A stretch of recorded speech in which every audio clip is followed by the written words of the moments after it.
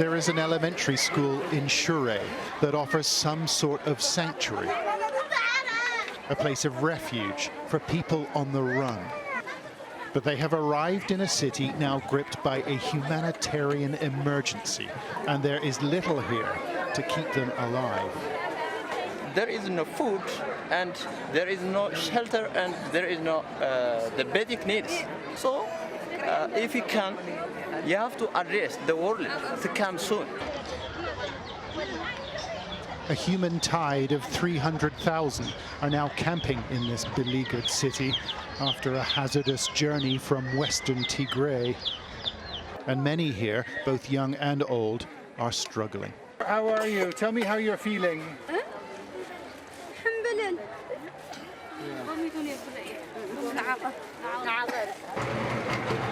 Some have been forced to flee their homes.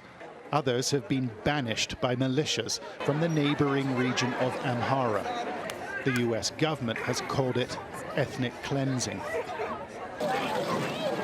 Leti Teweldebrahan and her daughter have just arrived in Shure. This must be a really difficult time for you.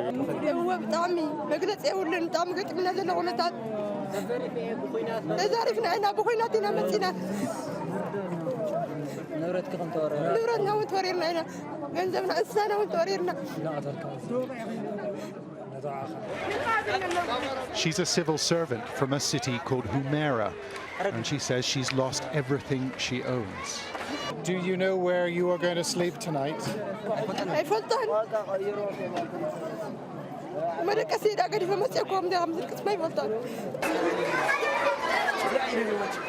There's not much space at Sahaya Elementary, and conditions at 5 other camps in the city are the same.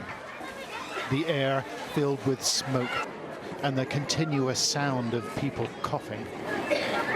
It's so claustrophobic in here, there's barely any room to move inside, and new camp residents are arriving all the time. Although I don't think you can call this a displacement camp. It's more like a test of human endurance. How are you feeling?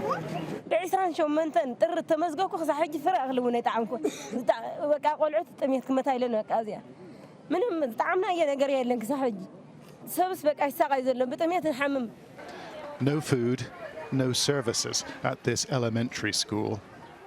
28-year-old Fitsum Teklahaimanot suffers from a mental illness, and his father, a priest, has decided to keep him in chains. It's the only way they can cope.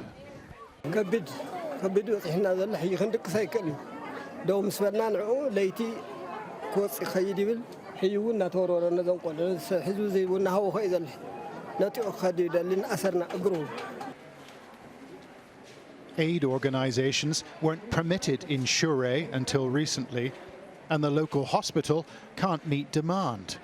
This is the corridor off the main reception. They are short of beds and routine medication, like basic pain relief. This man was stitched up without an anesthetic during our visit. They know the 30 among the 50-something. The war in Tigray has put everyone under terrible pressure, says the director. As a physicians, we are doing our best, but it's really harsh. The environment is harsh, the time is harsh. And still our staffs are also, still they have this psychological trauma, including me, psychological trauma, because one of our best pharmacy staff was killed with his family by the Eritrean troops. Gunshot wounds and shrapnel injuries have become a matter of routine, but some patients can't just be patched up. 8-year-old Al Abraham was shot in the head by militiamen in western Tigray. His mother, grandmother, and brother were killed. I don't have an idea because he's too young. He's 8 years old. Later on, his little brother is 5 years old, killed by them.